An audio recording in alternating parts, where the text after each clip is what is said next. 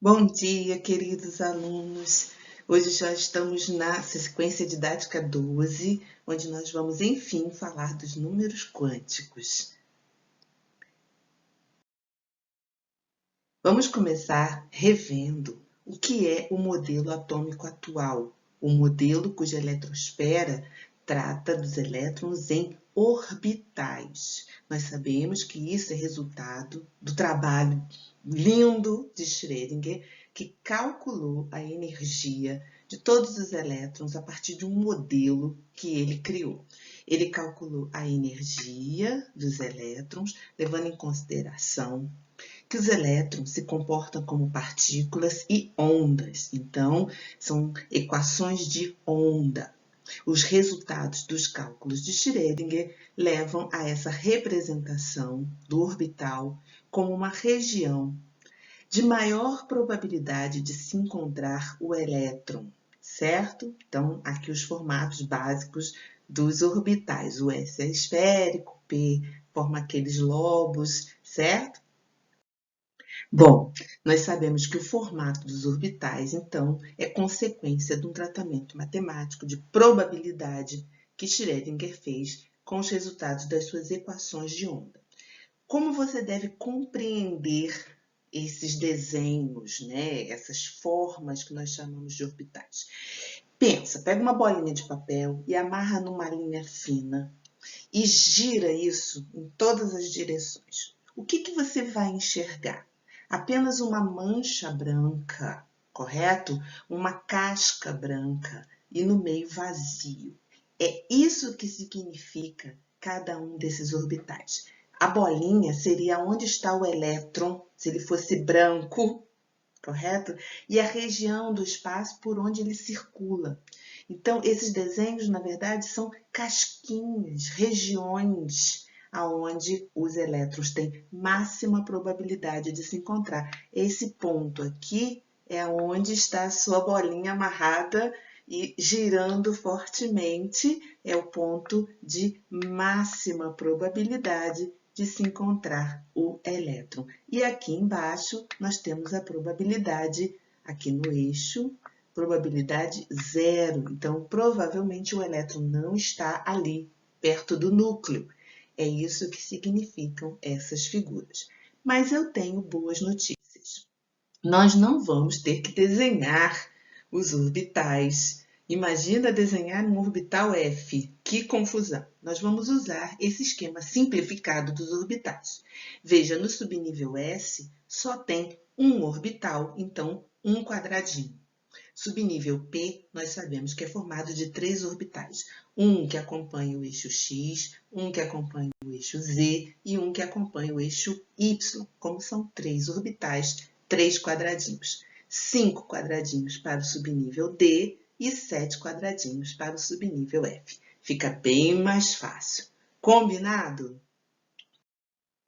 Bom, dando continuidade aos estudos científicos do espectro de hidrogênio, Sommerfeld, observando com equipamentos mais desenvolvidos, né, de melhor qualidade, maior resolução, ele percebeu que aquela primeira raia de menor energia do espectro de hidrogênio emitido quando atravessa o prisma, na verdade era formato de 2 linhas muito próximas. Outro efeito que também foi observado para o espectro do hidrogênio e para outros elementos foi observado por Zeeman, por isso é conhecido como efeito Zeeman.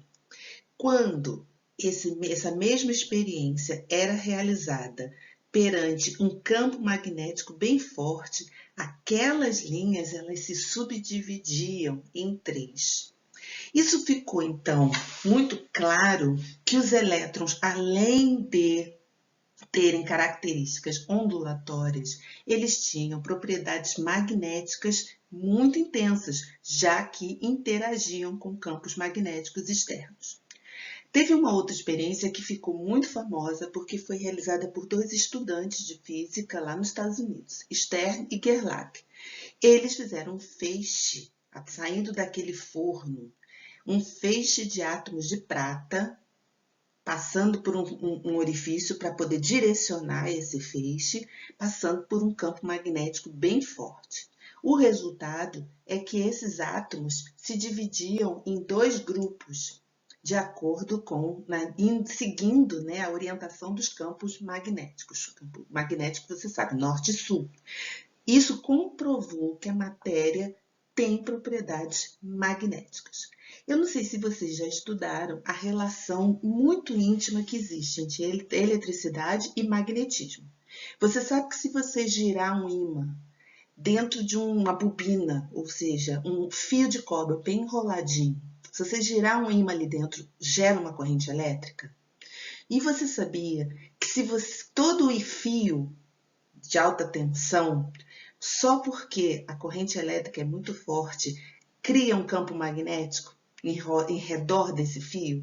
Pois é, existe uma relação muito forte entre corrente de elétrons e magnetismo, campos magnéticos. Então, qual foi a interpretação desses fenômenos magnéticos para os elétrons? Fizeram uma comparação com o nosso sistema solar, de novo, igual o Rutherford fez. Pensa, os planetas giram em volta do Sol, assim como os elétrons giram em volta do núcleo. Porém, os planetas não têm rotação em torno do próprio eixo? A Terra não gira em volta do próprio eixo? Pois é, foi essa a interpretação que deram. Os elétrons também giram em volta dos seus próprios eixos. E de acordo com o sentido desse giro, dessa rotação, que é chamada de spin em inglês, né? Girar em volta do próprio eixo, vão formar campos magnéticos opostos. Então, eu vou ter um campo magnético alinhado com o magneto que está atuando sobre a matéria e outro que está contrário, correto? Então, eu vou ter um girando com o polo norte para um lado e o outro girando com o polo norte para o outro. A gente usa essa representação das duas setinhas, uma setinha virada para cima, outra setinha virada para baixo, para demonstrar as duas possíveis rotações dos elétrons, os spins contrários. Só existem essas duas possibilidades. Então, já combinamos duas coisas. Primeiro, que nós vamos representar os orbitais com quadradinhos. Agora, vamos combinar que nós vamos representar essas duas possibilidades de spin dos elétrons com duas setinhas, uma para cima, outra para baixo. Por isso, Pauli, em 1945, com todo esse conhecimento que já foi acumulado sobre a teoria atômica, ele falou o seu postulado, né? o princípio da exclusão de Pauli, é bem famoso. Ele disse que no mesmo orbital não podem coexistir dois elétrons idênticos com o mesmo spin, ou seja, cada orbital comporta no máximo dois elétrons, desde que eles estejam com spin contrários. Essa conclusão nada mais diz que os elétrons, eles, para terem estabilidade na nuvem eletrônica, eles podem coabitar os orbitais, desde que com spins contrários. Isso traria estabilidade a todo o sistema eletrônico, correto? Então, nós não podemos imaginar dois elétrons de mesmo spin coabitando o mesmo orbital, certinho? Outra regra muito importante quando estamos estudando os elétrons no átomo moderno, no átomo atual, nos orbitais, é a regra de Hund, ou princípio da máxima multiplicidade.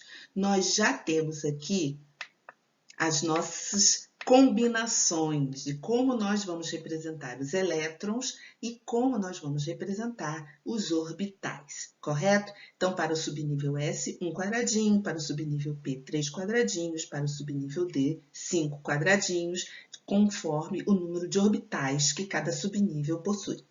E também já combinamos que esses dois elétrons com spins contrários serão representados pelas duas setinhas, uma para cima e uma para baixo. O que diz a regra de Hund? Que, para que essa estabilidade ocorra, a distribuição dos elétrons nos orbitais deve obedecer à máxima multiplicidade. Veja, para o subnível S, se só tiver um elétron, será o elétron com spin para cima. Se tiver 2 elétrons, serão com elétrons contrários. Tranquilo. Agora, para o subnível P, que tem 3 orbitais, se só tiver um elétron, vai entrar lá. Se tiver 2 elétrons, ele vai ocupar um outro orbital. E se tiver 3 elétrons, um átomo cuja distribuição eletrônica termina em P3, ele vai ocupar o outro orbital, ou seja, a máxima multiplicidade. Quanto mais distantes, mais estável fica todo o sistema. Porém, ao colocar o quarto elétron, a única posição possível será junto com outro elétron. Então, ele terá que, obrigatoriamente, possuir spin contrário, conforme o princípio da exclusão de Pauli, certo? Já o quinto elétron entraria também com spin contrário e, por fim, o último elétron do subnível P, o sexto elétron, entraria com spin contrário. Vejamos se você entendeu. Digamos que você tenha um átomo cuja distribuição eletrônica termina em P5. Então, vai ser P1, P2, P3, P4 e P5. Mais espalhado possível dentre os orbitais do subnível D. Agora, se você tiver 6 elétrons, aí entra com o spin contrário. Se não tiver spin contrário, aquele elétron ali, ele não consegue coabitar o mesmo orbital. Perde a estabilidade, certo? Então, 7 elétrons, 8 elétrons, 9 elétrons e 10 elétrons. Então, por exemplo, um átomo qualquer, cuja distribuição eletrônica termina em P4. Como ficam organizados esses elétrons dentro do subnível P? O primeiro elétron no primeiro orbital, o segundo no segundo orbital, o terceiro no terceiro orbital. E, por fim, o quarto elétron ocupando o mesmo orbital de outro, desde que com spin contrário. Eu chamo essa regra de regra do ônibus, porque todo mundo senta primeiro na janela, a gente só senta no corredor depois que não tem mais lugar na janela, não é assim? Pois é. Bom, enfim, chegamos nos números quânticos. Eu precisei de toda essa introdução por causa dos símbolos e do significado de todos os símbolos que nós vamos utilizar, tá certo?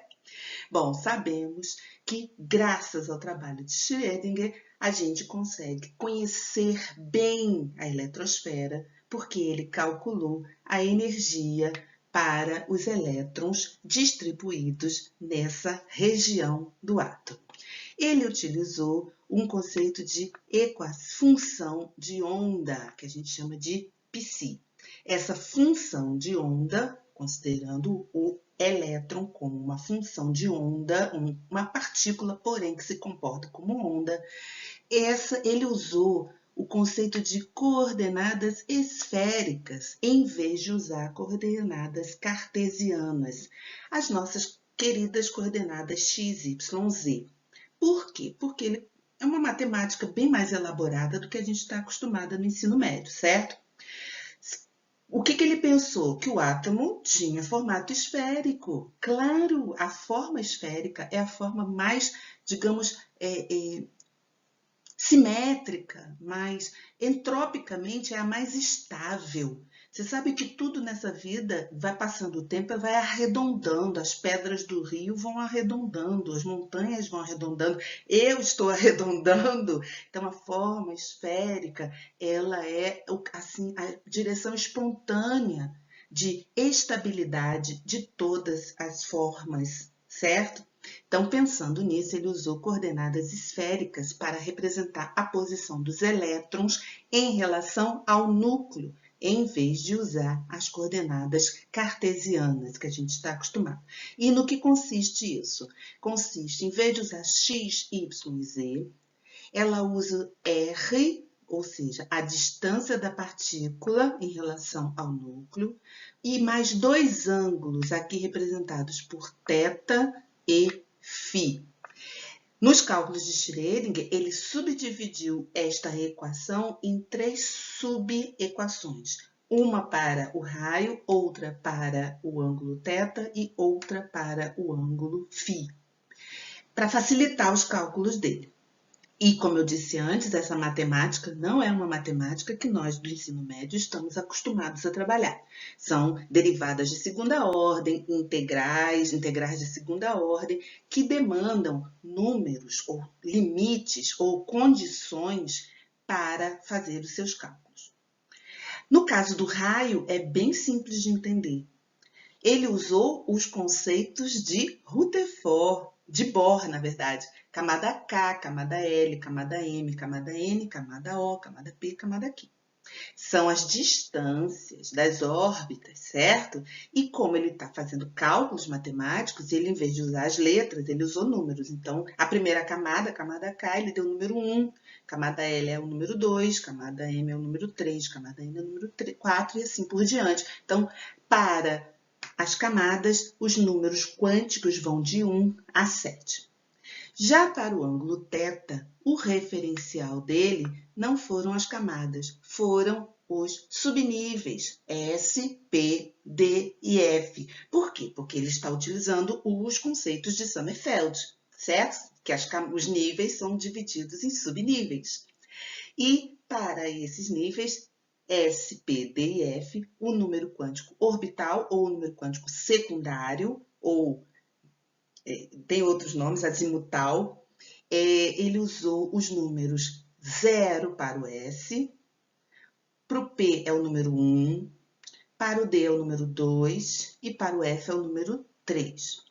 E, por fim, para o ângulo φ, número quântico magnético, ele usou o conceito de cada orbital, aqueles orbitais. O S tem um orbital, um quadradinho, o P tem 3 quadradinhos, 3 orbitais, o D tem 5 e o F tem 7, não é isso? Então, ele usou números para cada orbital. Então, para o S, como só tem um orbital, o número é 0. Para o P, como tem 3 orbitais, ele usou os números -1, 0 e 1. Para o D, que são 5 orbitais, ele usou o número -2, -1, 0, 1 e 2. E para o F, vai de -3 a 3. Vejamos agora com calma. Porém, o que eu queria mostrar para vocês é a origem dos números quânticos. Os números quânticos são condições de limitação para que Schrödinger pudesse realizar os seus cálculos. Então, essa é a origem. Agora, qual o objetivo? Para que servem os números quânticos? Vejamos já já. Então, vamos lá. Número quântico principal, então, é dado pelo número que corresponde a cada nível, né? Do mais próximo do núcleo até o mais distante do núcleo. O número quântico secundário, ou azimutal, é em relação aos subníveis. Então, para cada nível não tem os subníveis. Então, quando for o subnível S, a gente vai usar o número quântico secundário 0. Para o P, número quântico secundário 1, e 2 para o D e 3 para o F. Para o número quântico magnético, olha eu usando lá o nosso esquema bonitinho de quadradinhos. Para cada orbital, um número. Veja, para o subnível S, só tem um orbital, então também recebe o número 0.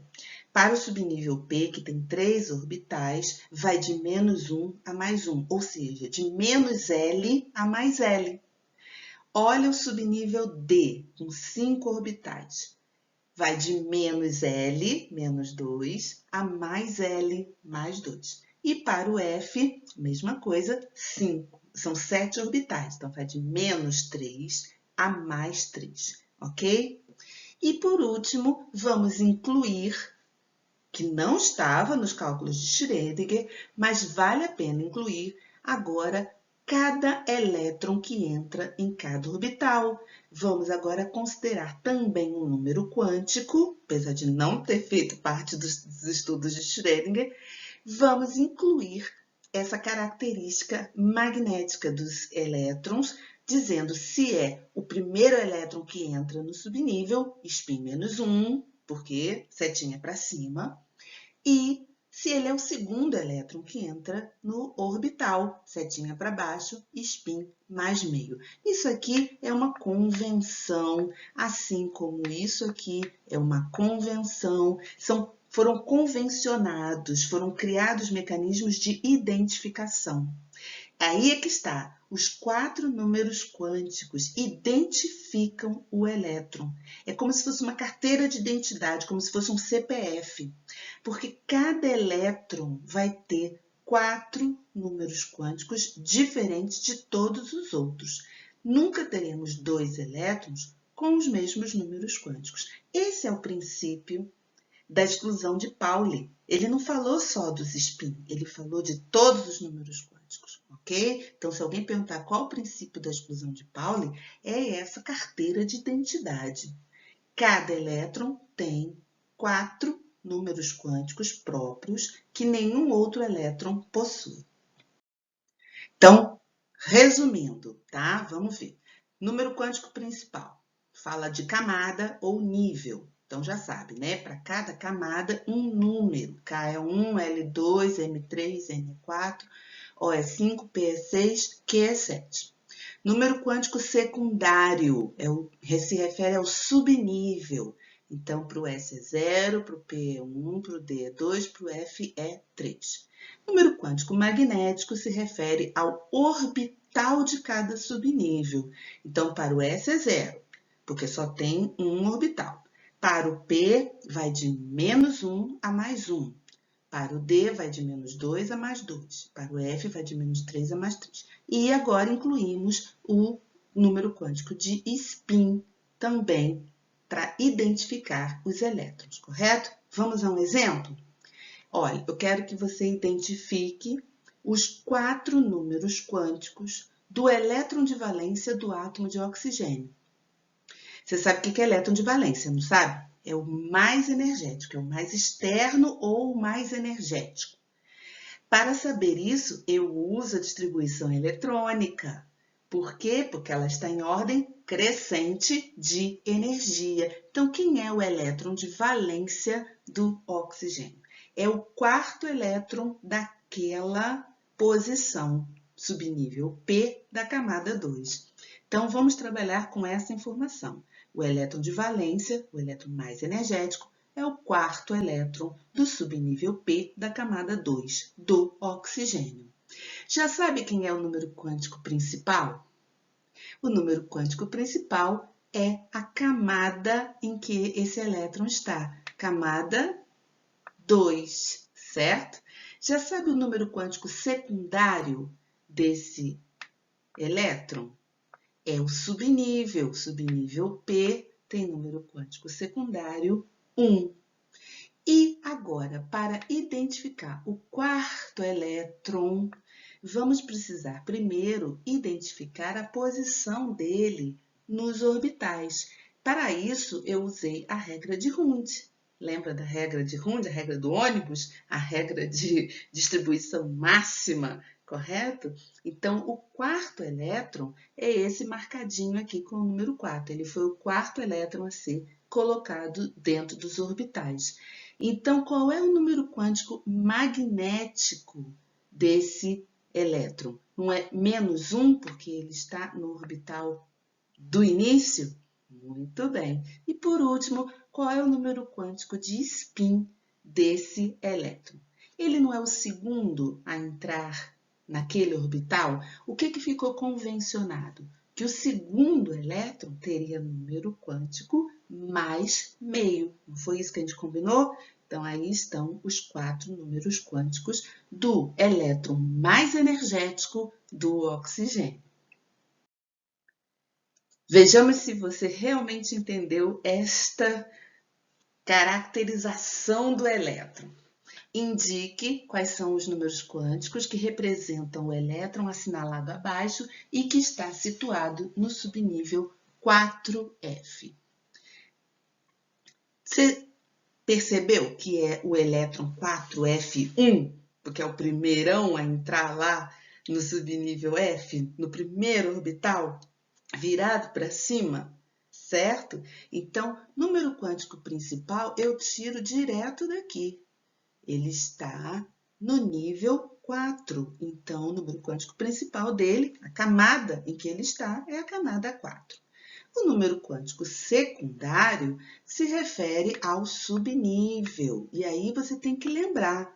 S é 0, P é 1, D é 2 e F é 3. Número quântico secundário, 3. Para o número quântico magnético, eu preciso identificar o númerozinho que corresponde àquele orbital, certo? Então, você sabe que número quântico magnético vai de menos L a mais L, ou, no caso do subnível F, de menos 3 a mais 3. Então, está identificado, né? Número quântico magnético, menos 3. E, por último, o número quântico de spin. O que nós combinamos?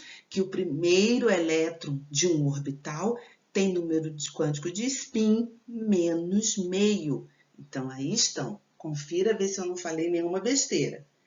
Nível 4, subnível 3, orbital menos 3, elétron menos meio. Correto? Coloque no esquema abaixo, que representa determinado subnível, um total de 7 elétrons. Regra de Hund. Já sabe fazer? Claro que sabe, né? Primeiro, todos os elétrons de spin menos meio e, ao completar todos os orbitais, a gente volta para a segunda ocupação e o sétimo elétron ficou exatamente este aqui, certinho? Beleza? Indique os 4 números quânticos do último elétron colocado, o sétimo, sabendo que esse subnível é da camada M. Muito bem. Camada M é a camada número 3, KLM. Então, qual é o número quântico principal? 3. Ele está em que tipo de subnível? Que subnível é esse que contém 5 orbitais? É o S? É o P? É o D? Ou é o F? É o D, certo? O único subnível com 5 orbitais é o D. Qual é o número quântico secundário que identifica o subnível D? É 0? É 1? É 2? Certo? E número quântico magnético, tá aqui, ó. O segundo orbital tem número quântico menos 1. E por último, o número quântico que identifica o elétron, o spin do elétron, como ele é o segundo elétron que preenche esse orbital, ele tem número quântico mais meio. Confere. Camada M, N igual a 3. Subnível D, L igual a 2. Segundo orbital do subnível D, número quântico magnético, menos 1. E o segundo elétron a preencher um orbital, número quântico de spin, mais meio. É tranquilo, não é? Indique qual é o conjunto dos 4 números quânticos do elétron mais energético do átomo do elemento de ferro com número atômico 26. Dessa vez, nós é que temos que organizar tudo. Ele não deu nenhuma dica, apenas que ele quer os 4 números quânticos do elétron mais energético. Então, vamos pedir ajuda a essa sequência de distribuição eletrônica que está em ordem crescente de energia. Então, estamos falando do 6º elétron do subnível D da camada 3, certo? Muito bem. Já sabe qual é o número quântico principal? Está escrito aqui, é da camada número 3. Já sabe qual é o número quântico secundário? É o número que identifica o subnível D. Já sabe quais são os números quânticos magnéticos de spin? Bom, para isso, nós vamos precisar da ajuda daquele diagramazinho dos orbitais. Para o subnível D, que tem 5 orbitais, a distribuição de 6 elétrons ficou assim.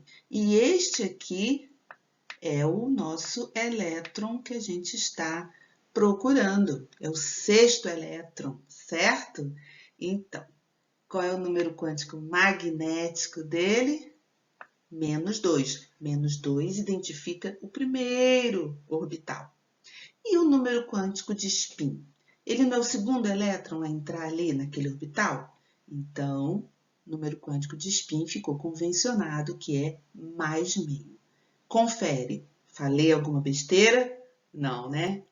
Ficou entendido o que são os números quânticos? A origem deles? Eles ajudaram Schrödinger a calcular as energias, inclusive para fazer essa distribuição eletrônica aqui. E para que servem os números quânticos? Para identificar todos os elétrons. Cada elétron terá 4 números quânticos distintos que nos ajudarão a identificar elétron por elétron. Ok? Então, na próxima aula, bastante exercício sobre números quânticos, ok? Tchau, queridos!